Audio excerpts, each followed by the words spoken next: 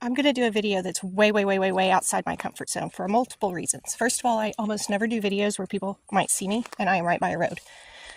Second of all, this is Hemlock.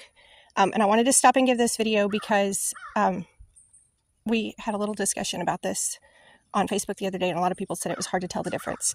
So like those down there, that's Queen Anne's lace, but this is Hemlock. So I don't want to get too close, plus it's really muddy. The stem on Hemlock is purple or purple spotted, and it is smooth, not fuzzy. You can see the leaves are somewhat like a fern, and then we have these tall flowers up here. So this one is specifically Hemlock, and I actually noticed this one the other day as I was driving through, because it stands up so much taller. This is about 5 feet tall, maybe 6. I'm not standing level with it right now, so it's hard to tell. But if you're out doing things and you see this particular plant, this one is Hemlock, and this is the one that you want to avoid.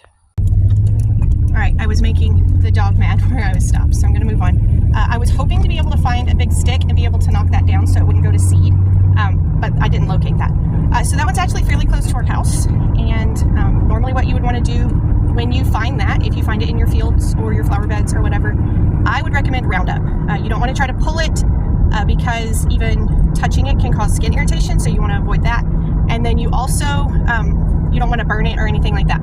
So what I have done in the past when I found them really close to the house is I put them, I used a long hoe, I cut them down, and then I put them in a trash bag without handling them. I just sort of wormed them into the trash bag.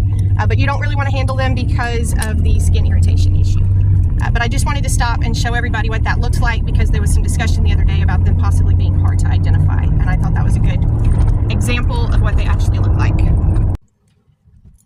Okay, I think this is the last of my thoughts on this. The other thing that I was going to point out, and I forgot to point out when I was standing in the ditch, from a distance, the Hemlock flowers look kind of yellowish. So like the Queen Anne's lace is lower, but it also looks white, whereas the Hemlock looks yellowish. So again, you want to round up that or find some way to remove it. You don't want to try to touch it because of the skin irritation. What I find to be the most helpful for Hemlock identification is to just know what Hemlock looks like. Don't try to worry with what does wild carrot and what does dill and what does Queen Anne's lace. Don't try to identify all of them. Don't try to figure them all out. Just learn that one. Kind of like a banker or a cashier just learns what real money feels like, and then they just know when it's not real money because they know what real money feels like. If you'll learn to identify the Hemlock, then that will make it easier, because now you know the one that you need to avoid, and the others, you know, are probably somewhat safer. So anyways, hopefully that helped some of you that were saying that you were having trouble identifying the Hemlock. Hopefully I got good enough video for everybody to be able to tell.